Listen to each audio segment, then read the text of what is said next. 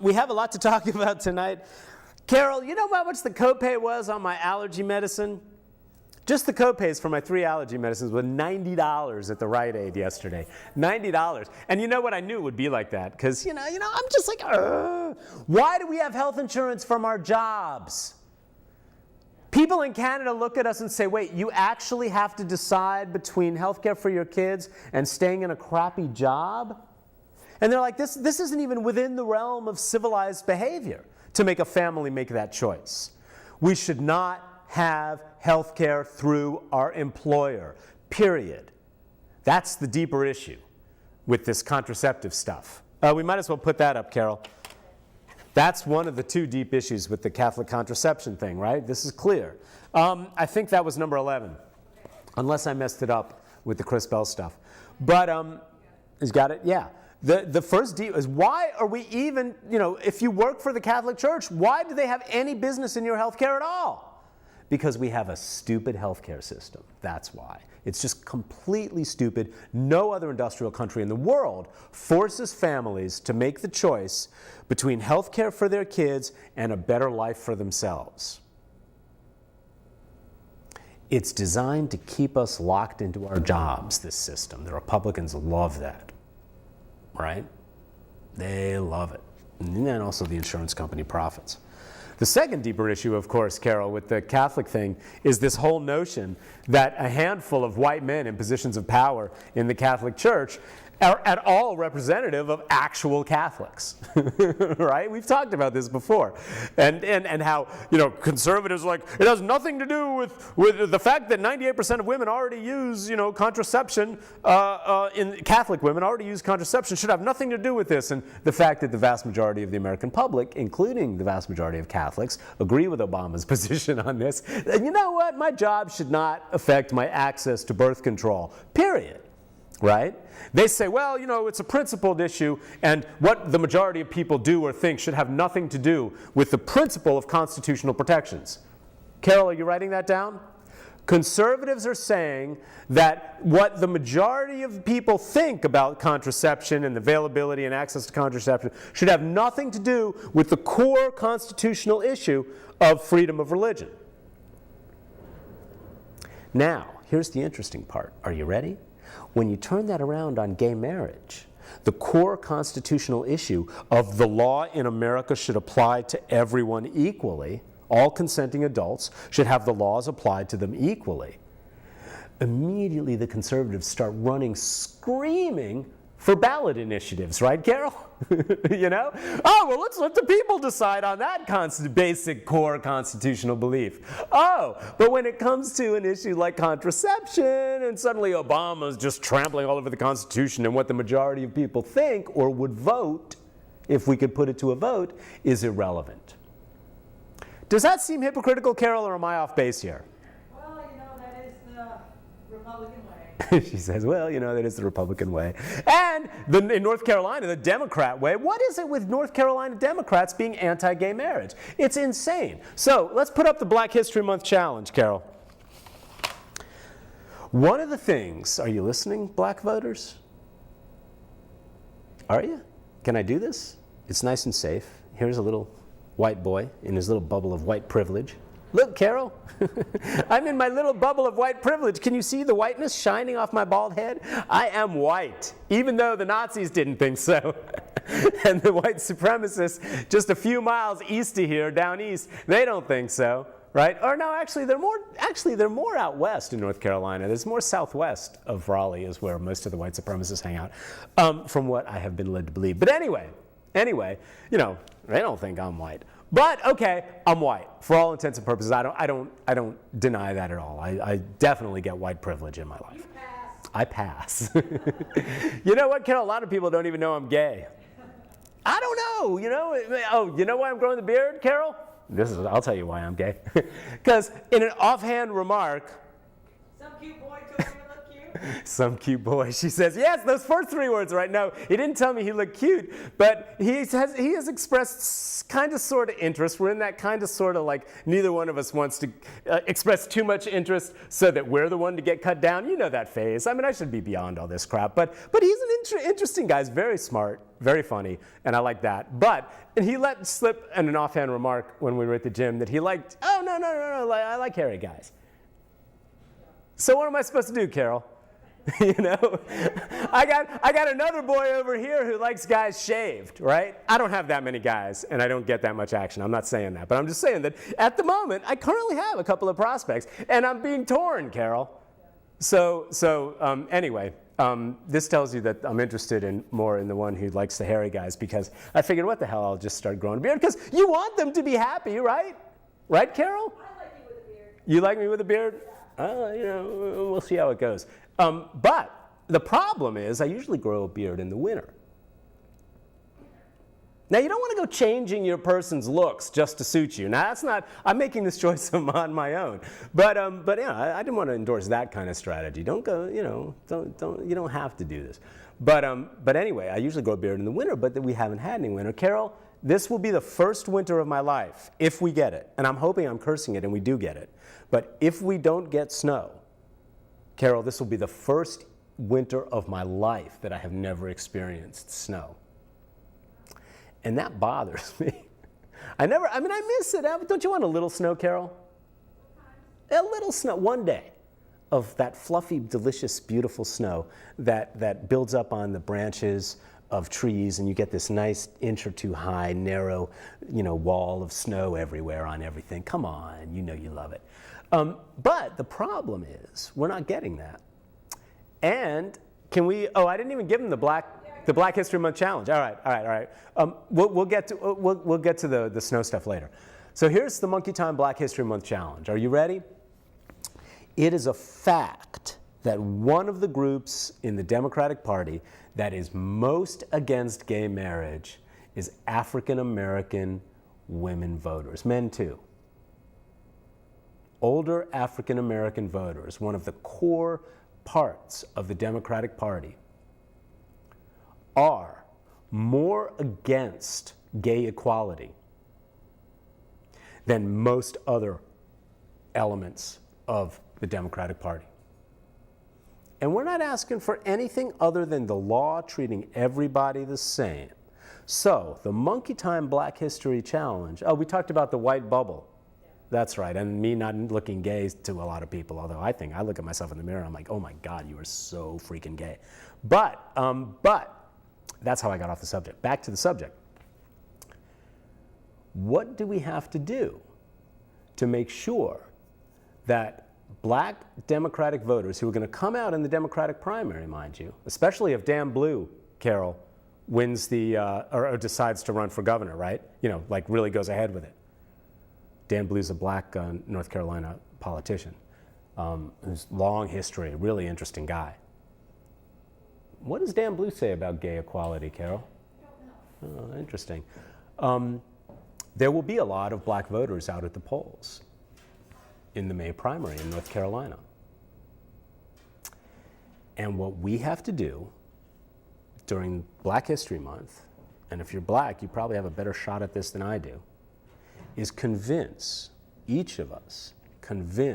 at least one relatively middle-of-the-road black Democratic voter to vote against Amendment 1, which is the right-wing Republican amendment that would, enshrine bigotry into the North Carolina Constitution. It would, even though it's already against the law, that will eventually go up to the Supreme Court. And even if we write it into the Constitution, it's going to be eventually decided at the Supreme Court, which is one of the reasons we need, as much as I'm not a huge fan of the man, Obama, to go back in there.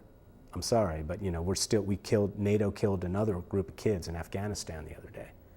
I just don't like what Obama's been doing in terms of extending the drone strikes, and I just don't like a lot of what he does. However, on this one, he's slowly evolving, he says, in favor of, he's basically coming to the point where he can say what he really believes, which is that gay and lesbian people should be able to marry just like everybody else.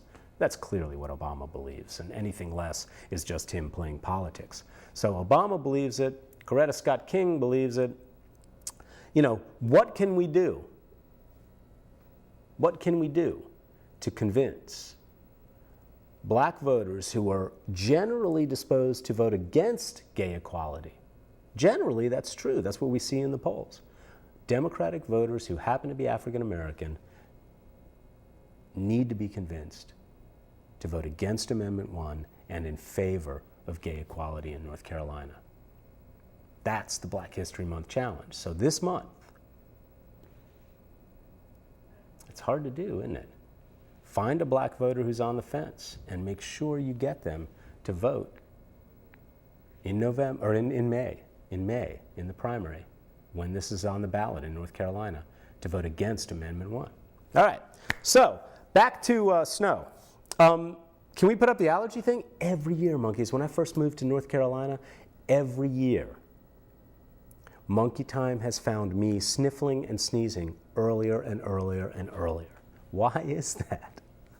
Isn't that funny?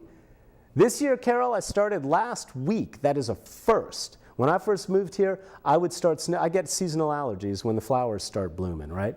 And when I first moved here, it was April, first or second week in April.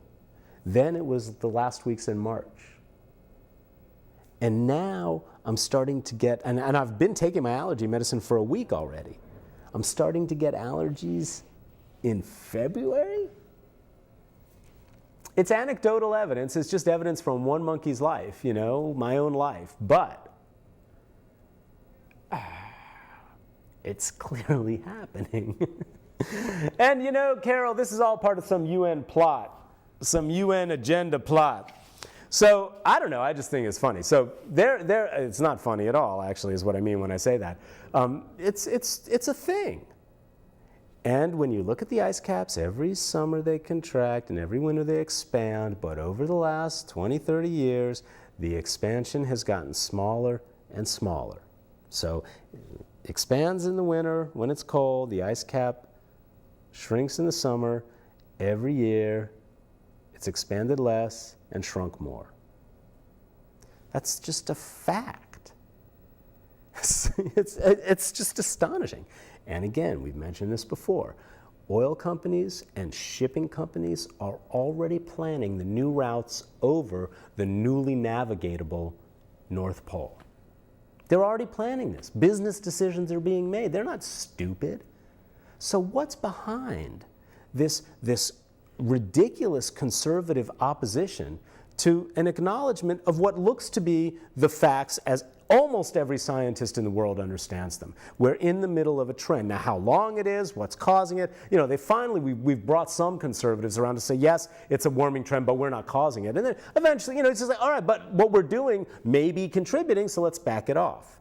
But any sense that there needs to be some kind of change in our lifestyle is met immediately with this new thing that's come up among Republicans, which is this Agenda 21 Glenn Beck paranoid fantasy about the United Nations and one world control, right?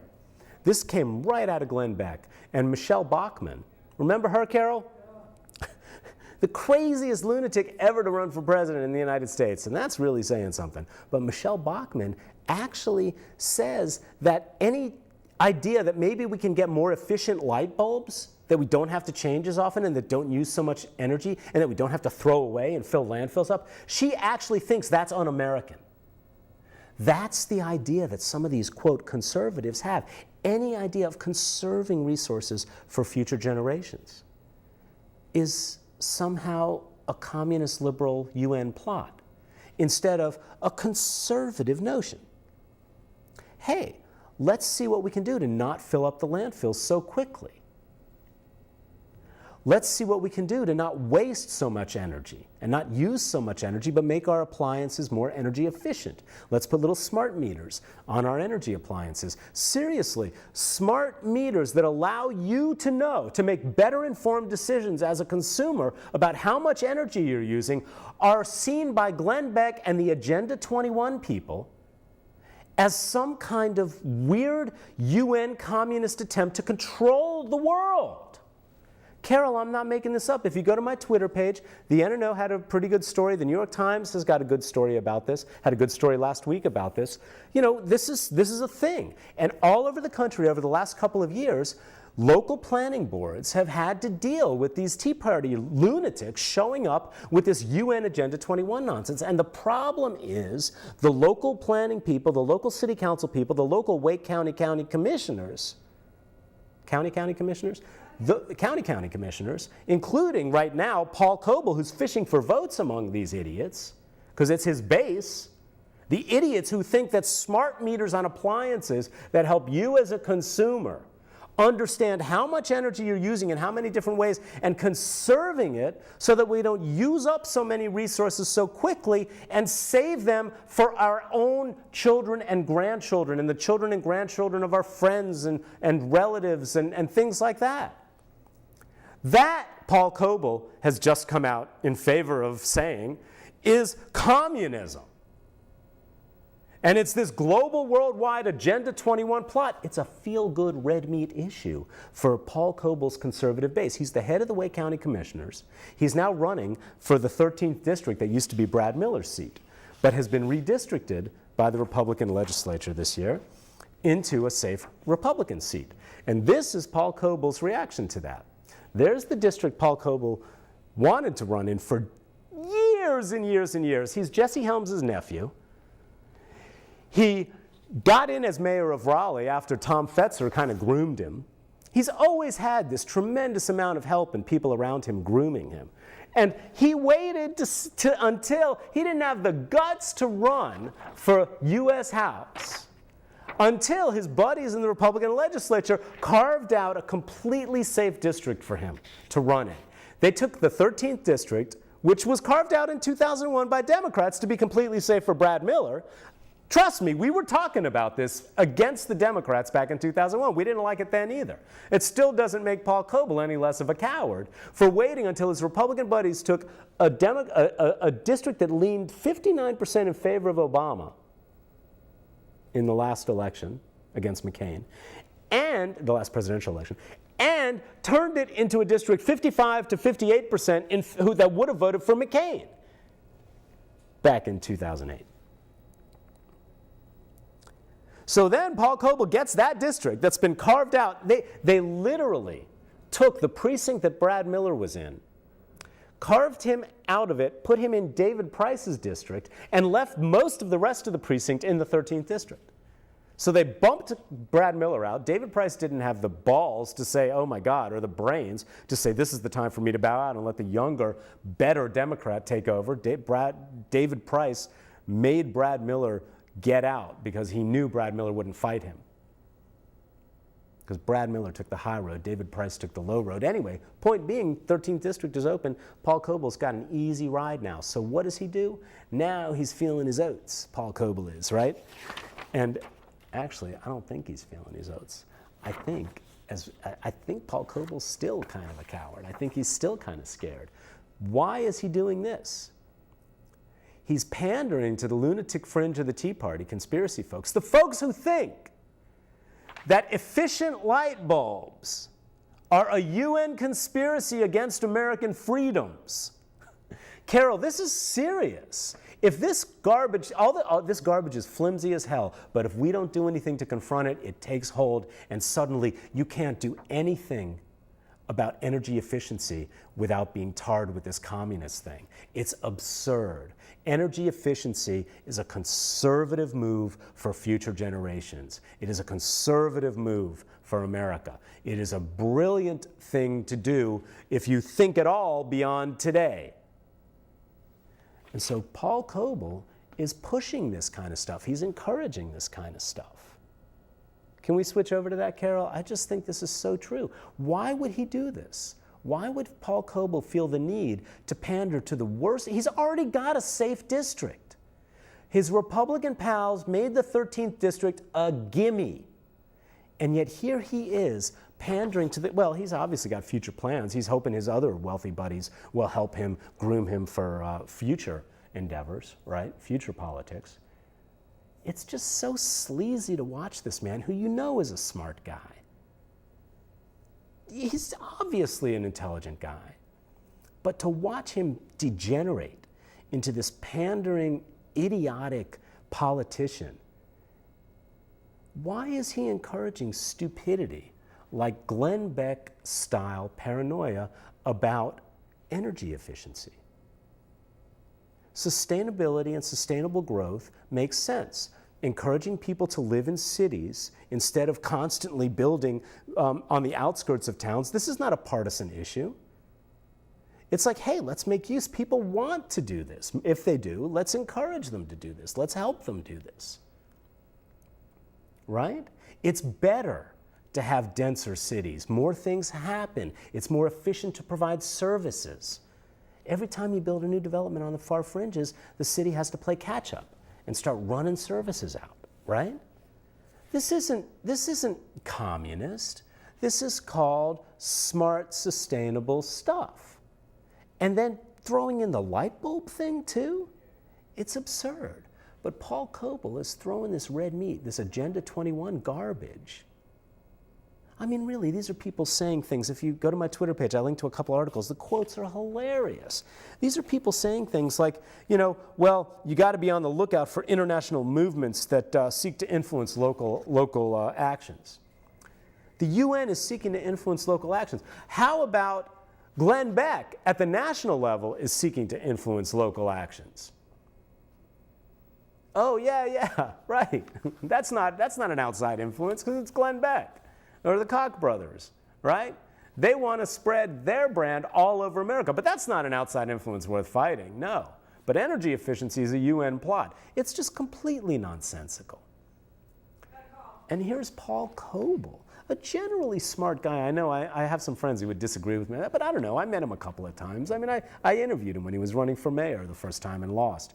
3 minutes and a phone call. Okay, let's take this phone call. Hey. Yeah, hi. This is Les. Yeah, I agree with you. First of all, I just made a mistake about the election thing, but go ahead. Oh, hi. Yeah, I agree with you about Paul Coble. He is smart. Paul Coble and Rob Portman, the Democrat who was recently elected, are the two smartest guys on the county commission. If they were in charge of the whole thing, you know, it'd probably be really Paul good. Coble's got a safe shot at the U.S. Congress. It could not be more safe. Right. What is he doing? He's pandering. As you said, he wants help from his Republican He doesn't have to. They drew a district for him. Well, not to win Congress, but, you know, it's all a system, you know, favors once he's in, you know, you got to back me up on this, that, whatever. You know, they all play to the base. Liberals do it too. Yeah, but I'm the first to call out liberals when they're complete idiots. Really, I don't like complete idiocy on the left either. But Right. this, tarring any kind of notion of energy efficiency or smart meters on your appliances that help you as a consumer figure out where you might be able to save some freaking money and conserve resources for your great-grandchildren's generation, this is what Paul Coble's deciding. He could do this with a straight face. Yeah, I'm sure exactly. Paul Coble doesn't believe that any more than you and I do. And yet he's doing it. He's a hurting. politician. What do you expect? He's a politician. They're all phony. Well, that's all I'm doing is calling him out. Threat or menace. Paul Coble, I don't know how, you can do this and still look yourself in the mirror, Paul Coble. Exactly. You can do this and still, I will disagree with you politically. You know where all this comes from, don't you? This one world government stuff? Glenn Beck.